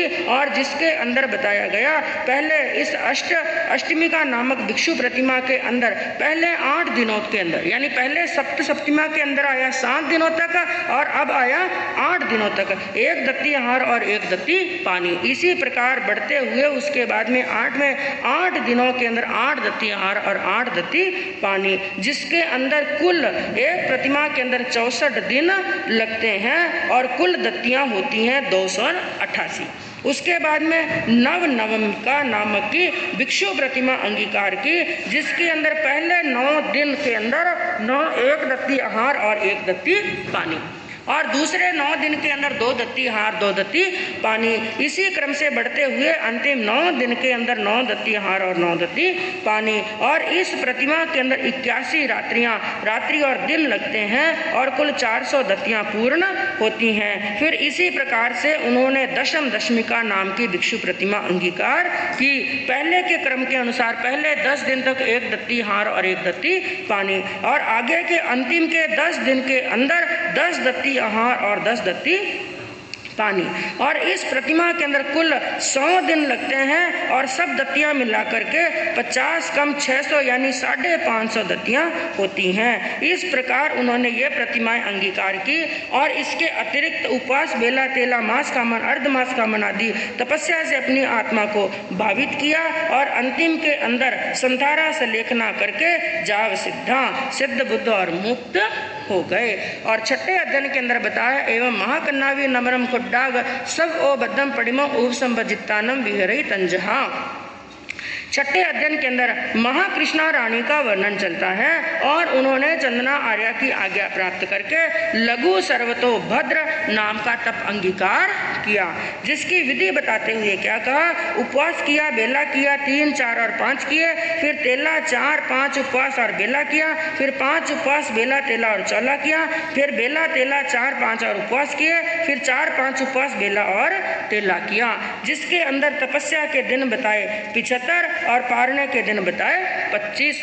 और ऐसी तपस्या अंगीकार करके और उन्होंने भी ऐसी एक परिपाटी नहीं बल्कि 4 परिपाटियों को अंगीकार किया और अंतिम के अंदर बताया उन्होंने भी इस तपस्या की 4 परिपाटियों को 1 वर्ष और 1 महीने 10 दिन लगाए और बाकी वर्णन पहले की तरह ही पारने का समझना चाहिए। अंतिम के अंदर संधारा से लेखना किया और जाव सिद्धे, सिद्ध, बुद्ध और मुक्त हो गए। 7वें अध्ययन के अंदर एवं वीर कन्नावी नवरम महालयम सवो बदम तवो कमम उपसंपजित्तानम वीरई। 7वें अध्ययन के अंदर वीर कृष्णा रानी का वर्णन चलता है। उन्होंने भी भगवान के पास में दीक्षा अंगीकार की और चंदना आर्या की आज्ञा से महासर्वतो भद्र नाम की प्रतिमा अंगीकार की, जिसके अंदर बताया, जिसकी विधि बताते हुए एक परिपाटी की विधि के अंदर बताया उपवास करके बेला किया, 3, 4, 5, 6 और 7 किए, फिर 4, 5, 6, 7 उपवास, बेला और तेला किया, फिर 7 उपवास, बेला, तेला 4, 5 और 6 किए, फिर तेला 4, 5, 6, 7 उपवास और बेला किया, फिर 6, 7 उपवास, बेला, तेला 4 और 5 की तपस्या की, फिर बेला, तेला 4, 5, 6, 7 और उपवास किया, फिर 5, 6, 7 उपवास, बेला, तेला और चौला किया।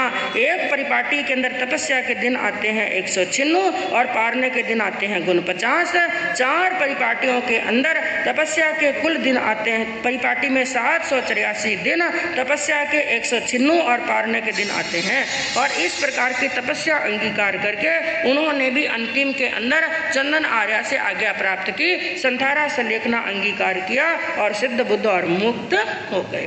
8वें अध्ययन के अंदर राम कन्नावी नम्रम भद्रोत्तर पडिमम उपसंपजित्तानम वीरई तंजा दुवालसम करे करिता सब कुम गाम गुणम पारई पारिता।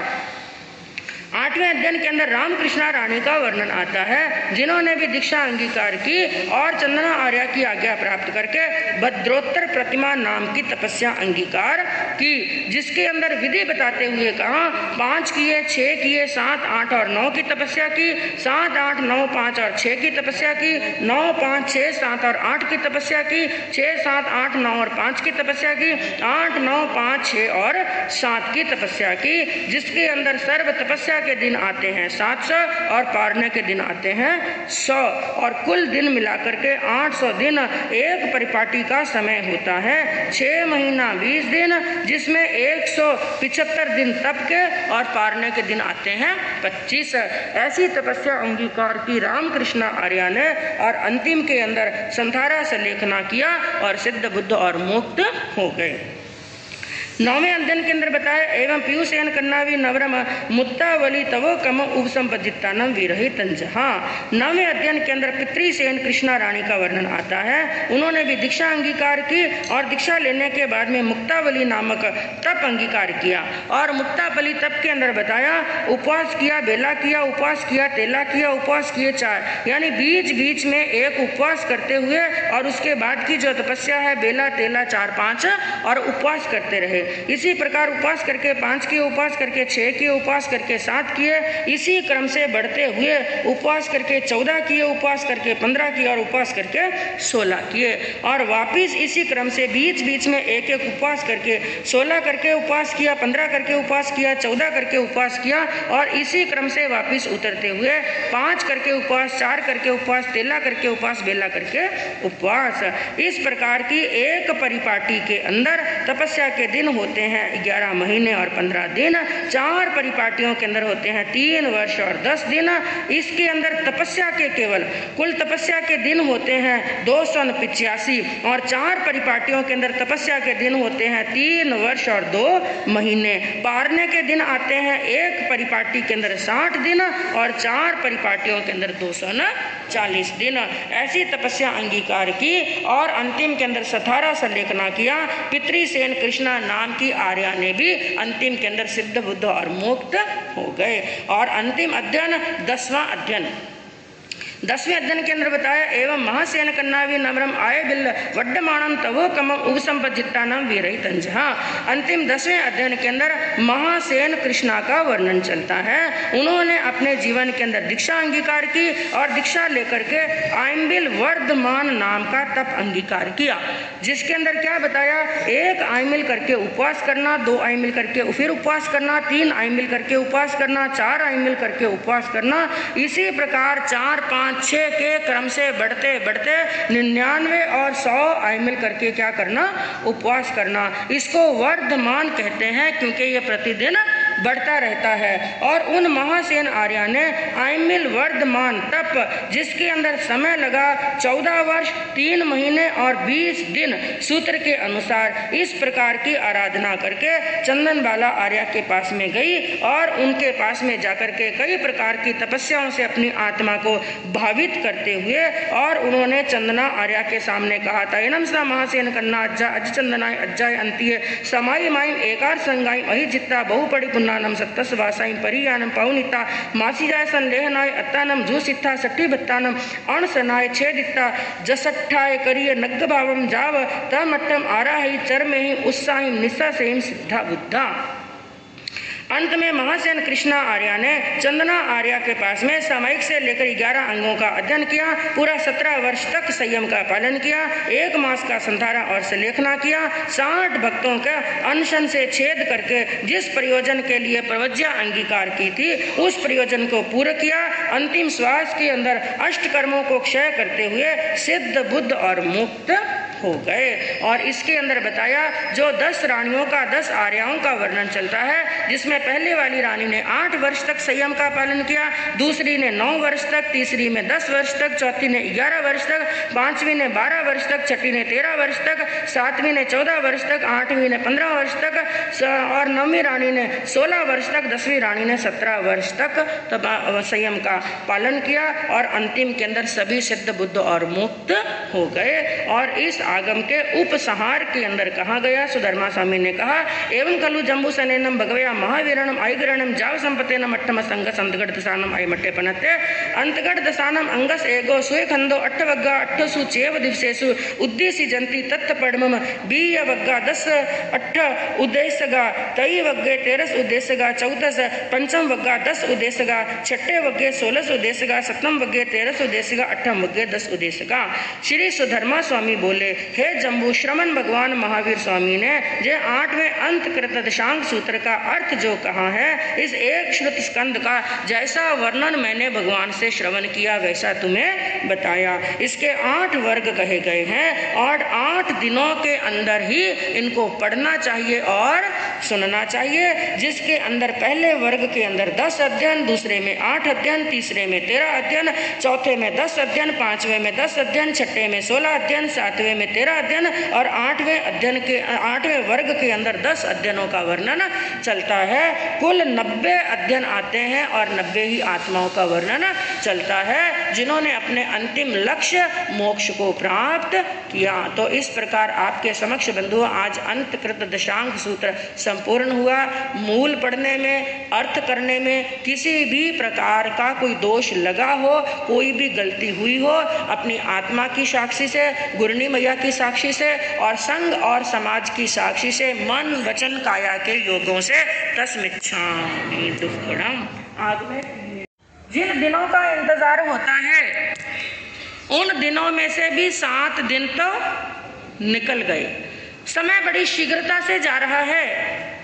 कब चातुर्मास की विनती की, कब चातुर्मास का प्रवेश हुआ और चातुर्मास भी आधा निकल गया है।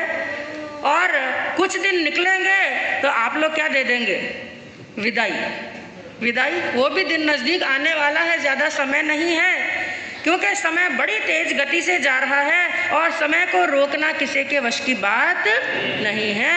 लेकिन समय को वो रोक लेते हैं जो समय पर साधना कर लेते हैं, वो समय पर विजय प्राप्त कर लेते हैं जो समय पर जाग जाते हैं। क्योंकि कहते हैं जो जागत है सो पावत है, जो सोवत है सो खोवत है। हमें खोना नहीं है बल्कि पाना है। तो यह संवत्सरी महापर्व आया, भारत की भूमि है, बड़ी पवित्र भूमि है, ऋषियों और मुनियों की, बड़े बड़े संतों की, तीर्थंकरों की यह जननी है यह भूमि। और इसके ऊपर बड़े पर्व आते हैं और महापर्व आते हैं। कुछ लौकिक होते हैं और कुछ अलौकिक होते हैं, कुछ लोकोत्तर होते हैं। और उन लोकोत्तर पर्वों के अंदर भी पर्वों का यदि राजा कहा जाए, पर्वों का सिरमौर यदि कहा जाए, सबसे उत्कृष्ट पर्व यदि कहा जाए तो वो कौन सा है? संवत्सरी। जैसे कहते हैं एक मंदिर होता है और मंदिर के शिखर पर एक कलश होता है, मंदिर के शिखर पर, मंदिर के शिखर के कलश का जो महत्व होता है और मनुष्य के शरीर के अंदर उसके मस्तक का महत्व होता है। सिर के अंदर यानी शरीर के अंदर कितने अंग हैं, कितने प्रत्यंग हैं, लेकिन सबसे बड़ा महत्वपूर्ण क्या है? सिर।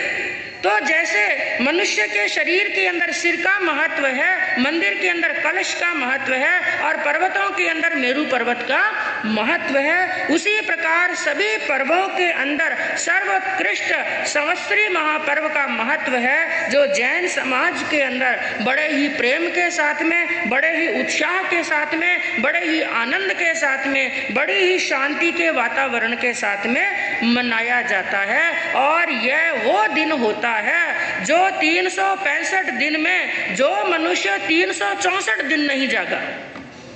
वैसे तो आप कहेंगे हम रोज जागते हैं, सभी जागते हैं, लेकिन हमारा शरीर जागता है। और मान लो कई मनुष्य ऐसे हैं कि जो हर रोज धर्म स्थान पर आते हैं, जिनको कहते हैं सदैया। ये क्या कहते हैं? सदैया। कई श्रावक होते हैं सदैया, जो प्रतिदिन आते हैं, चाहे शेष काल है, चाहे चातुर्मास है, साधु संतों का पदार्पण हुआ, कोई कारण विशेष ना हो तो वो हमेशा आते हैं। तो यहाँ पर सदैया भी हैं और दूसरी कैटेगरी के होते हैं कदैया। क्या होते हैं? कदैया। कभी कभी आ जाते हैं, रविवार को समय मिला, आज छुट्टी है, चलते हैं। आज किसी महापुरुष की जन्म जयंती मना रहे हैं, चलो आज चलते हैं। आज गुरनी मैया ने कोई विशेष महोत्सव रख लिया, विशेष प्रोग्राम रख लिया, इसलिए आज चलते हैं। तो कदैया भी यहाँ पर है। और एक होते हैं परवैया। क्या होते हैं? परवैया। हाँ, पर्वों में जागने वाले। और मान लो पर्व के 7 दिन के अंदर भी नहीं जागा, लेकिन संवत्सरी को तो बैठ का संभाल ही लेते हैं। 364 दिन बैठ का संभाला के नहीं संभाला, लेकिन संवत्सरी के दिन तो उसका पल्लेवन हो जाता है और हो जाना चाहिए। यदि इस दिन भी बैठके का पल्लेवन नहीं हुआ, पूंजनी और हमारी मुंह पत्ती का स्वाध्याय की किताबों का पल्लेवन नहीं हुआ, धर्म स्थान में नहीं आए, शुद्ध भावना से प्रतिक्रमण नहीं किया, शुद्ध भावना से मिच्छा में दुक्कड़म नहीं दिया, शुद्ध भावना से क्षमा याचना नहीं की, तो साधुपना श्रावकपना तो छोड़ो, समकित भी रहने वाली नहीं है। और समकित जो हमारा सबसे बड़ा खजाना है, मूलभूत पूंजी है, क्योंकि बिना समकित के मोक्ष के द्वार खुलने वाले नहीं है। तो यह जागने का अवसर देता है और इस दिन क्षमा मांगी जाती है और क्षमा की जाती है। क्षमा, यह बड़ा ही शब्द तो बड़ा छोटा है, लेकिन इसके अंदर यदि हम कह दें कि सभी आगमों का सार भरा हुआ है, सभी ग्रंथों का सार भरा हुआ है, बड़ा मार्मिक शब्द है क्षमा। और इसका यदि चिंतन करने के लिए बैठे, मनन करने के लिए बैठे, वर्णन करने के लिए बैठे, तो बंधुओं कई घंटे निकल सकते हैं और कई दिन निकल सकते हैं केवल वर्णन करने में। लेकिन इसको जीने में, इसको भीतर में उतारने में कितना समय निकल जाता है? कई जन्म बता सकते हैं? हाँ, क्षमा को जीने में कई घंटे, कई दिन, कई महीने, कई वर्ष नहीं, कई जन्म निकल जाते हैं, और यदि हम कहें अनंत जन्म भी निकल जाते हैं। क्योंकि जिस दिन हमने इसको सच्चे हृदय से जी लिया, जिस दिन क्षमा को हमने धारण कर लिया, क्योंकि कौन कर सकता है क्षमा? क्षमा वीरस्य भूषणम, बहुत अच्छी बात है, क्षमा वीरों का भूषण है। लेकिन वीर भी कौन बन सकता है? जो आत्मा सरल होती है वो सहज हो सकती है। ध्यान से सुनना, एक एक से एक एक चीज जुड़ी हुई है। जो आत्मा सरल होती है वो आत्मा सहज हो सकती है। जो आत्मा सहज होती है वही आत्मा समभावी हो सकती है। जो आत्मा समभावी होती है वही आत्मा क्षमावान होती है। तो क्षमावान बनने के लिए सबसे पहला पावड़िया कौन सा है? हमें क्या बनना पड़ेगा? सरल। और सरल का अर्थ क्या है? मन के अंदर किसी के प्रति कपट की भावना नहीं। मनुष्य का स्वभाव क्या है? ऊपर से तो व्हाइट एंड व्हाइट दिखाई देता है, क्योंकि समाई के वस्त्र कौन से हैं? White and white. और साधु के वस्त्र भी, हाँ, ऊपर से मनुष्य व्हाइट एंड व्हाइट दिखाई देता है, सफेद जग दिखाई देता है, लेकिन अंदर से क्या है? काला और मैला। और याद रखना, अंदर से काले रहे, अंदर से मैले रहे, ऊपर से कितने भी स्वच्छ हो गए, ऊपर से चाहे मिच्छामि दुक्कडम बोल दिया, क्षमा याचना मांग ली, मन का यदि मैल नहीं गया तो समझना सच्ची हमने संवत्सरी नहीं बनाई, और सच्ची संवत्सरी नहीं बनाई तो ना श्रावक रहे और ना ही हमारी संवत्सरी मनाना सार्थक हुआ। क्षमा मांगना, क्षमा करना सच्चे दिल से, हमें कुम्हार की तरह मिच्छामि दुक्कडम नहीं देना। मिच्छामि दुक्कडम तो सभी देते हैं, और कई बार तो पता नहीं होता मिच्छामि दुक्कडम का मतलब क्या है। कोई भी काम हो गया, कुछ ध्यान नहीं पड़ा, मिच्छामि दुक्कडम। कई बहनें तो हमारी सामायिक हुई, सामायिक 48 मिनट की सामायिक ली, लेकिन सामायिक के उपरांत समय आ गया। अब वो अच्छा हुआ कि गलत हुआ, मुझे ये बताओ। अच्छा हुआ, फायदा हुआ। लेकिन कई बहनें जो हमारी सीधी होती हैं, भोली होती हैं, वो सहज में क्या कह देती हैं? अरे मिच्छामि दुक्कडम, मार तो घणो समय आई गया। इसमें मिच्छामि दुक्कडम का मतलब समझना। और कई जो मतलब समझते हैं, मिच्छामि दुक्कडम का मतलब समझते हैं, कई भाई कई बहनें 4 जने इकट्ठे हुए, किसी की निंदा की, किसी की विकथा की, और खूब की, डट करके की, आधा घंटा पौन घंटा जितनी बुराइयां करनी है डट के बुराइयां की, और लास्ट में वहां पर उनके बुराइयों करने का कोटा क्या हो गया? फुल। कोटा फुल हो गया, दाब के बुराइयां की, और वहां से खड़े हुए, अब उनको रवाना होना है। रवाना होते समय आप लोग क्या कहते हैं? छोड़ो भाई, मिच्छामि दुक्कडम, जो करी सो भरी, मारे का ही लेवनो देवनो है, ऊनी करनी और जाने। हाँ, वहीं पे छोड़ दिया, वहीं पे छोड़ दिया। छोड़ दिया क्या और छूट गया क्या? हमारे कहने से या आपके कहने से वो छूट गया क्या? वो मिच्छामि दुक्कडम से छूट गया क्या? भर भर मुंह बुराइयां कर ली, निंदा कर ली, और ऊपर से मिच्छामि दुक्कडम दे दिया, वो छूटने वाला नहीं है। कि जैसे एक बार आधा घंटा बोलने क्यों, कहीं नहीं किया भाइयों, कहीं नहीं, आधा घंटा बुराइयां करने के बाद में कई बहनें कई भाई क्या कहते हैं? अरे भाई मैंने तो कुछ भी नहीं कहा, जैसा मैंने सुना, जैसा मैंने देखा मैंने कह दिया, बाकी मैं नहीं जानू, केवल ज्ञानी जाने। अरे केवल ज्ञानी तो आपको भी जान रहे हैं ना, देख रहे हैं कि आप यहाँ पर क्या कर रहे हो, कैसा मिच्छामि दुक्कडम दे रहे हो। एक बार कोई संत विचरण करते हुए किसी गांव के अंदर पधारे, उनके साथ में एक बाल मुनि थे, छोटे संत थे, छोटी उम्र में दीक्षा ली। जैसे कल वर्णन चला था अवंता मुनि का, ऐसी छोटी उम्र के अंदर दीक्षा ली, और बालक तो आखिर बालक होते हैं। वहां पर रुके, और वो मुनि, छोटे मुनि बाहर बैठे थे। उन्होंने क्या देखा? सामने एक कुम्हार का घर था, और कुम्हार ने मटके बना बना करके, गीले मटके धूप में सुखाने के लिए बाहर धूप में रख रखे थे। और उस बालक मुनि को एक मजाक सूझ गया, क्योंकि बालकपन है, बचपना है, नादानी है। उसने पास में कंकर पड़े थे, और कंकर उठाया और मटके के ऊपर दे मारा। मटका तो फूट गया, कच्चा था अभी, मटका फूट गया। और कुम्हार को गुस्सा आया, और कुम्हार ने आकर के मुनि को कहा, मुनिराज जी आपने क्या किया? मेरा मटका फोड़ दिया। उन्होंने कहा मिच्छामि दुक्कडम। क्या कहा? मिच्छामि दुक्कडम। गुरु से सुन रखा है, गलती हो जाए तो हाथों हाथ क्या कर लो? मिच्छामि दुक्कडम। कुम्हार अपने काम में लग गया, मुनिराज अपने काम में लग गए, लेकिन थोड़ी देर के बाद में फिर शरारत सूझी। और आप जानते हैं बच्चों को जिस चीज का मना करते हैं बच्चे वही काम करते हैं, बड़े भी करते हैं, छोटे तो क्या। यहाँ पर लिख करके लगा दो, यहाँ पर देखना मना है। कितने लोग देखेंगे? एक भी नहीं छोड़ेगा, चाहे धक्का मुक्की क्यों नहीं हो, फिर भी आकर के देखेंगे यहाँ पर क्या है, अंदर चाहे गधा ही बंधा हुआ क्यों ना हो, लेकिन सब देखेंगे। तो वो अपने काम में लग गए, मुनि अपने काम में लग गए, लेकिन थोड़ी देर के बाद में फिर शरारत सूझी, फिर एक कंकर उठाया और ला करके दे मारा, फिर मटका फूट गया और फिर उसने गुस्सा किया कुम्हार ने, और मुनि ने कह दिया मिच्छामि दुक्कडम। 3-4 बार ऐसा किया, मटके फोड़ते जा रहे हैं और मिच्छामि दुक्कडम देते जा रहे हैं। और कुम्हार को भी बड़ा गुस्सा आया, ये जैनियों का मिच्छामि दुक्कडम बड़ा जोरदार है, गलती करते जाओ और मिच्छामि दुक्कडम देते जाओ। उसने भी क्या किया, एक वही वाला कंकर जो मटके के ऊपर मारा था वो कंकर उठाया, मुनिराज के कान की लोल पर लगा दिया, जोरदार लगाया और दोनों उंगलियों के बीच में लिया, जोर से उसको दबाने लगे और मुनि को पीड़ा होने लगी। अरे कहा भाई मुझे छोड़ दो, मुझे पीड़ा हो रही है। और कुम्हार ने हंसते हुए बड़े प्रेम से कहा, मुनिराज मिच्छामि दुक्कडम। अगर ऐसा मिच्छामि दुक्कडम करेंगे, कुम्हार वाला मिच्छामि दुक्कडम करेंगे तो बंधु हमारी आत्मा शुद्ध होने वाली नहीं।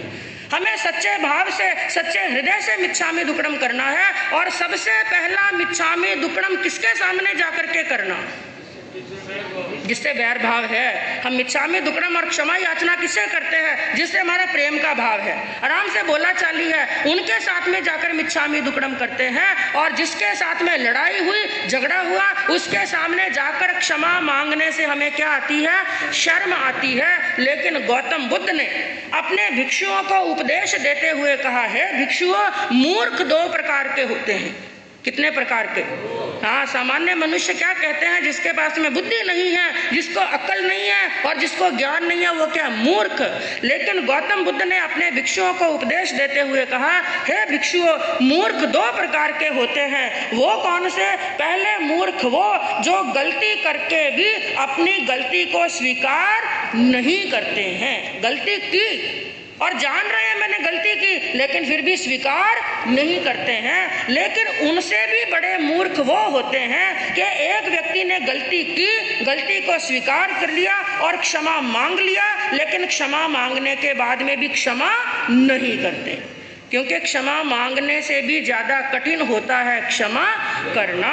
तो आपको बताया गया कि क्षमावान कौन होते हैं? जो संभावी होते हैं। संभावी वो होते हैं जो सहज होते हैं। सहज वो होते हैं जो सरल होते हैं। सरल वो होते हैं जिनके हृदय के अंदर कपट की अग्नि नहीं जलती है। और इस सहजता का फल, इस संभाव का फल इतना बड़ा होता है, बिना तपस्या, बिना ज्ञान ध्यान, बिना बड़ी साधना भी एक संभावी व्यक्ति शीघ्र आत्मा से महात्मा और महात्मा से परमात्मा बन जाता है। एक बड़ा ही सुंदर दृष्टांत आता है बंधुओं हमारे आगमों के अंदर। संक्षिप्त के अंदर बताऊंगी क्योंकि समय का अभाव है। कलश की बोली भी लगानी है, गुरनी मैया से भी हमें बहुत कुछ श्रवण करना है। और आज एक बात मैं कह दूं, संवत्सरी का महापर्व है, सबके छुट्टी, दुकान की भी छुट्टी और खाने पीने की भी मोस्टली क्या है?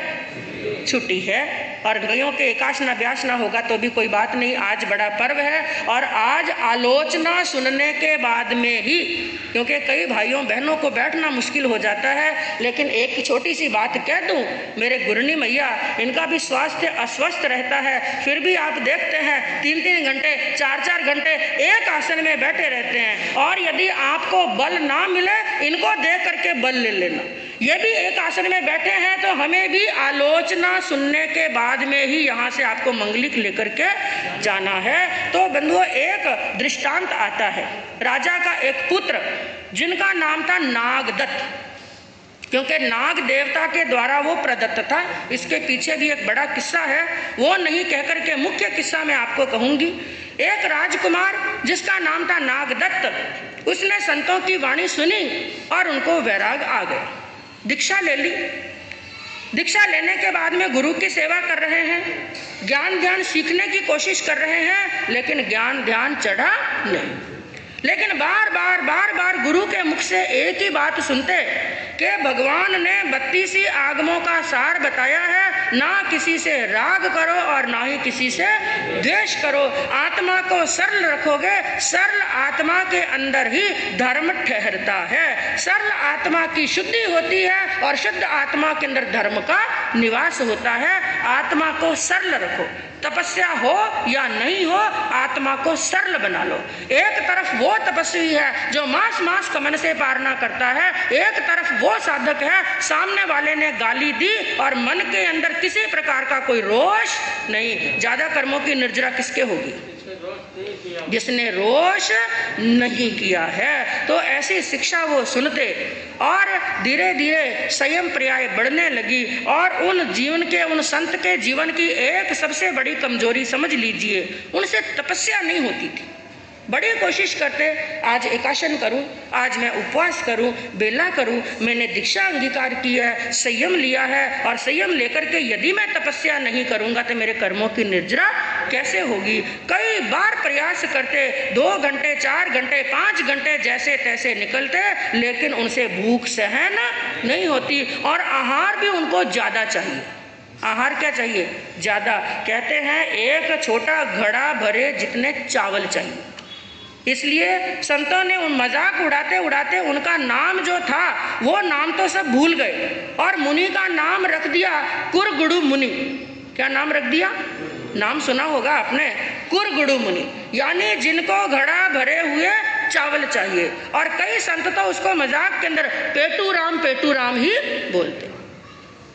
ऐसे दिन निकल रहे थे, लेकिन एक बड़ी उनकी जीवन की विशेषता थी। कोई कुरगुड़ू कह करके बुलाए, कोई पेटू कह करके बुलाए, कोई कुछ भी कह करके बुलाए, किसी के प्रति कोई रोष नहीं है। और कहते हैं कि ये तो 4 संज्ञाएं हैं। यदि किसी को आहार ज्यादा चाहिए, भूख ज्यादा लगती है, तो समझना चाहिए हमारा जीव कहाँ से आया? त्रियंच गति से। यदि किसी को भय ज्यादा, भय संज्ञा है, तो वो जीव नारकी से आया। किसी में मैथुन संज्ञा ज्यादा है, वो जीव मनुष्य गति से आया। किसी को परिग्रह संज्ञा ज्यादा है तो देव गति से आया। भूख बहुत ज्यादा लगती, लेकिन संभावित है कभी भी उनसे कोई उपवास एकाशन नहीं हुआ। एक बार का प्रसंग था, चातुर्मास चल रहा था और चातुर्मास के अंदर सब मुनिराजों के तपस्या चल रही थी, गुरु भाइयों के। किसी के मास का मन चल रहा है, किसी के 2 मास का मन की तपस्या चल रही है, किसी के 3 मासी तपस्या चल रही है, और कई मुनिराज ऐसे थे जिनके 4 मासी तपस्या भी चल रही है। और बार बार कुरगुरु मुनि से कहते, भाई तुम भी कोई तपस्या करो। वो हंसते हुए कह देते, भाई मुनि मैं सबकी सेवा कर सकता हूँ, लेकिन मेरे से तपस्या होने वाली नहीं। खूब उनका मजाक उड़ाते। एक बार का समय योग हुआ, रात्रि का समय था। सभी मुनि अपने अपने संसारों के ऊपर शयन कर रहे थे। तीसरा पहर। और कहते हैं जो तपस्वी होते हैं ना, तपस्वियों को नींद कम आती। पेट भूखा है और पेट के अंदर भूख लगी हुई हो, उस समय नींद आने वाली नहीं है। इसलिए ज्ञानियों ने क्या कहा कि पेट प्रभु ने बुरा बनाया, खाने को मांगे रोटी। पेट को क्या चाहिए? रोटी। रोटी के बिना काम चलने वाला नहीं। पेट प्रभु ने बुरा बनाया, खाने को मांगे रोटी। अरे पड़े पाव भर चून पेट में, तब फुरके बोटी। हाँ, जब आधा शेर पाव भर पेट में जाता है, अन्न पानी पेट में जाता है, तो तरह तरह की मस्करियां और मजाक सूझते हैं। और जिस दिन पेट भूखा हो, उस दिन मजाक सूझेगा क्या? उस दिन चेहरा लटक जाता है। हाँ, चेहरा लटक जाता है और अंग प्रत्यंग ढीले पड़ जाते हैं। एक बार रात्रि का समय था और पेटूराम, जिनको पेटूराम सब बोलते थे, और डट करके भोजन किया हुआ हो तो नींद कैसी आती है? गहरी नींद आती है, बड़ी मस्ती की नींद आती है। वो तो रोज बड़ी आनंद की नींद लेते थे। और जो तपस्वी मुनि थे वो अर्ध जागृत थे, अर्ध निद्रा में। कभी नींद आती है, कभी नींद नहीं आती। तो अर्ध जागृत अवस्था के अंदर एक मुनि वहां पर जाग रहे थे। उन्होंने अचानक क्या देखा? जिस कक्ष के अंदर वो शयन कर रहे हैं, उस कक्ष के अंदर एक दिव्य प्रकाश प्रवेश कर रहा है। सावचेत हुए, बैठे हुए, दूसरे मुनि को जगाया और एक दूसरे की तरफ देखने लगे, ये प्रकाश कैसा। लेकिन जैसे ही प्रकाश धीरे धीरे नजदीक आया, उन्होंने क्या देखा? अरे ये तो देवी है, देवलोक से आई है। यहाँ पर किस लिए आए? आपस में मुनिराजों ने विचार किया, देवी किस लिए आएगी भाई? कहते हैं जो तपस्वी होते हैं, संत होते हैं, संयमी होते हैं, उनका दर्शन करने के लिए देवलोक के देवी देवता आते हैं, जरूर हमारे मुनियों के दर्शन करने के लिए आई होगी। लेकिन वहां पर क्या देखा, मांस खामन के तपस्वी वहां पर बैठे हैं, वहां पर देवी आई, ना वंदन किया, ना नमस्कार किया, ना वहां पर रुकी और थोड़ी आगे बढ़ गई। 2 महीने के तपस्वी, उन्होंने विचार किया मेरी तपस्या थोड़ी बड़ी है, हो सकता है मेरा दर्शन करने के लिए आई होगी, लेकिन देवी उनसे भी आगे निकल गई। फिर 3 मासी तप वाले थे और 4 मासी तप वाले थे, सबको देखते देखते वहां से देवी आगे निकल गई और चलते चलते देवी वहां पर पहुंची जहां पर पेटूराम सो रहे थे, खराटे खींच रहे थे, नींद ले रहे थे। वहां पर देवी गई, वो तो मुनि नींद के अंदर ही है, वो नींद के अंदर सो रहे हैं, लेकिन देवी वहां पर गई, थोड़ी देर तक टकटकी लगाकर उनको देखती रही, निहारती रही और फिर हाथ जोड़े, वंदन किया, नमस्कार किया और देवी क्या हो गई? सब संत विचार करने लगे, क्या देवी की बुद्धि कहीं चली गई है? क्या देवी को ध्यान में नहीं है? अरे हम तपस्वी यहाँ पर बैठे हैं, बड़े बड़े ज्ञानी संत यहाँ पर बैठे हैं, हमें तो वंदन नमस्कार नहीं किया। किसको किया? पेटूराम को, जिनको रोज खाने के लिए चाहिए, उनको वंदन किया, उनको नमस्कार किया। वंदन नमस्कार करने के बाद में देवी आई तो संतों ने पूछ लिया और देवी ने कहा इस प्रश्न का उत्तर समय आने पर आपको मिल जाएगा। देवी वहां से रवाना हो गई। समय निकला और निकलते निकलते यही दिन आ गए बंधुओं, पर्युषण के दिन आए। पर्युषण के अंदर भी गुरुजी ने उनको तपस्या करने की प्रेरणा दी, लेकिन कुरगुरु मुनि ने कह दिया गुरुदेव मेरे वश की बात नहीं है, क्योंकि तपस्या करना सबके वश की बात नहीं है बंधुओं। तो संवत्सरी का दिन आ गया, संवत्सरी का दिन आया और सुबह से ही सभी संत एक दिन पहले से ही मजाक करने लग गए। अरे भाई अब कल संवत्सरी का दिन है, संवत्सरी के अंदर छोटा छोटा बच्चा भी क्या करता है? उपवास करता है, बाल और वृद्ध उपवास करते हैं। और पुराने जमाने के अंदर तो जैनियों के घर के अंदर चूल्हा भी नहीं जलता था, लेकिन आज कई बीपी और शुगर के मरीज हैं, मजबूरी होती है, एकाशन व्यासन करना पड़ता है, तो उन्होंने कहा गृहस्थी भी उपवास करते हैं, अरे कल तो हमारे पेटूराम जरूर उपवास करेंगे। एक दिन पहले से ही मजाक करना शुरू कर दिया और उसने प्रेम से एक ही बात कही, गुरुदेव कोशिश करूंगा, हो जाएगा तो करने की भावना बहुत है। संवत्सरी का दिन सूर्य उदय हुआ, समय निकलने लगा, आधा घंटा, पौन घंटा, घंटा भर निकला। गुरुदेव ने कहा आज मजबूत रहना, तुम्हें क्या करना है? उपवास। 1 प्रहर दिन निकल गया, 2 प्रहर जैसे ही व्यतीत होने को आए, गोचरी का समय हुआ, भोजन करने का समय हुआ, उनके शरीर में तो छटपटी लगने लगी। खूब कोशिश की, कोशिश करने के बाद में भी थक गए तो गुरु के पास में गए और कहा गुरुदेव आज्ञा दीजिए, मैं गोचरी लेकर के आऊं, मैं उपवास नहीं कर सकता, आज्ञा प्रदान कीजिए, गोचरी लेने के लिए आऊं। गुरु ने धिक्कारा देते हुए, धिक्कार है तेरे मनुष्य जीवन को, तू संत बन गया और एक उपवास नहीं कर सकता, और वो भी संवत्सरी का। वो धिक्कारा सुनते रहे, पात्र उठाए, ओगा पात्रा लेकर के गोचरी के लिए निकल गए। घर घर के अंदर जा रहे हैं, कहीं पर भोजन बना हुआ नहीं, कहीं पर आहार नहीं मिला, कहीं पर आहार नहीं मिला, घूमते घूमते थक गए। आखिर एक घर के अंदर गए, वहां पर उनको आहार मिला, लेकिन आहार के अंदर और कुछ नहीं, ठंडा बासी खिचड़ा, खिचड़ी बनी हुई थी ठंडी बासी, और वो भी थोड़ी सी बची हुई थी। बर्तन में से कुचर कुचर करके बहन ने जो खिचड़ी ठंडी बासी थी वो मुनि के पात्र के अंदर बहरा दी। पात्र लेकर के स्थानक के अंदर उपाश्रय में आए, और शिष्य का कर्तव्य होता है गोचरी में जो भी आए अपने गुरु को बताना। गुरु के सामने ले जाकर के पात्र रख दिए, गुरुदेव मैं भिक्षा लेकर के आ गया हूँ, मेरी भिक्षा देख लीजिए, आपकी आज्ञा हो जाए तो मैं गोचरी कर लूँ। गोचरी, गुरुदेव को आया जोरदार गुस्सा, अरे धिक्कार है तुझे, आज तू संवत्सरी के दिन भी गोचरी करेगा? अरे संवत्सरी के दिन तो लोग पानी भी गले से नहीं उतारते हैं, तू गोचरी करेगा, धिक्कार है तेरे जीवन को। धिक्कार देते देते गुरु ने क्या करा, खिचड़ी के अंदर थूक दिया। ये सब बातें बंधुओं कहना बहुत सरल है, लेकिन करना बड़ा मुश्किल है। हम कह देते हैं और सुन लेते हैं।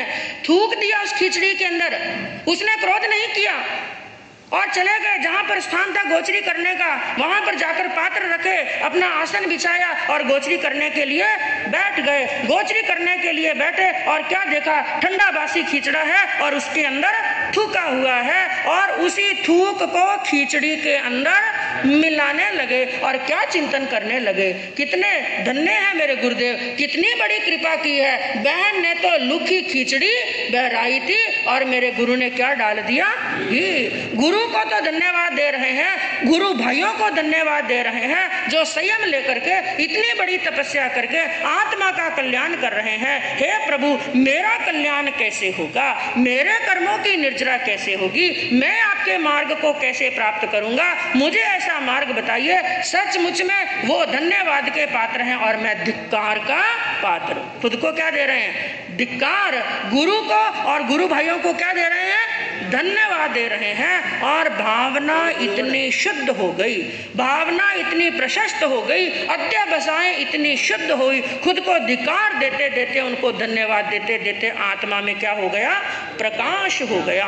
आत्मा में ऐसा प्रकाश हुआ, ऐसा प्रकाश हुआ, उसी समय उनको वहीं पर खिचड़ी के अंदर थूक मिक्स करते करते, हिलाते हिलाते केवल ज्ञान की प्राप्ति हो गई, केवल ज्ञान हो गया। दिव्य प्रकाश शरीर में से जैसे प्रभा निकलने लगी, तेज निकलने लगा। गुरु ने वो दृश्य देखा, क्या हुआ, आज मेरे शिष्य का प्रभा तेज कुछ अलग ही दिखाई दे रहा है। गुरु ने अपने शिष्य से वहीं पर बैठे बैठे पूछा, क्या हुआ शिष्य, क्या तुम्हें कोई ज्ञान हुआ? गुरुदेव, आपकी कृपा है। मेरे बच्चे, क्या तुम्हें अवधि ज्ञान हुआ? गुरुदेव, ये भी आपकी कृपा है। हे मेरे शिष्य, क्या तुम्हें मन प्रयोग ज्ञान हुआ? गुरुदेव, ये भी आपकी कृपा है। क्या तुम्हें केवल ज्ञान हो गया? गुरुदेव, आपकी कृपा है। ऐसी बात सुनी और कहते हैं केवल ज्ञान होने के बाद में चाहे शिष्य हो, गुरु भी उनको क्या करते हैं, केवल ज्ञानी को नमन करते हैं। गुरु अपने आसन से खड़े हुए और शिष्य के पास में आए और वंदन किया, कहा मैंने तुम्हारी आशातना की है, केवल ज्ञानी की आशातना की है, सच में तुम धन्य हो। सभी गुरु भाई भी वहां पर आए, वो भी चरणों के अंदर नतमस्तक हो गए। हमने तपस्या जरूर की, लेकिन इस मुनि ने जो तपस्या की है, संभाव की साधना की है, उनके सामने हमारी तपस्या भी कुछ भी नहीं है। और कहते हैं गुरु भी अपने आप को उस समय धिक्कार देते रहे और उसी समय गुरु को भी क्या हो गया, केवल ज्ञान, संभाव की ऐसी साधना। इसलिए कहते हैं भगवान ने जो भी कल्याण के मार्ग बताए हैं, सबसे बड़ा मार्ग कौन सा है, समभाव का। और समभाव होगा तभी हम क्षमावान बनेंगे। तो अंतिम में कहने का तात्पर्य बंधुओं यही है, समश्री हमें यही शिक्षा देती है, यह महापर्व हमें यही शिक्षा देता है, हम समभाव को अंगीकार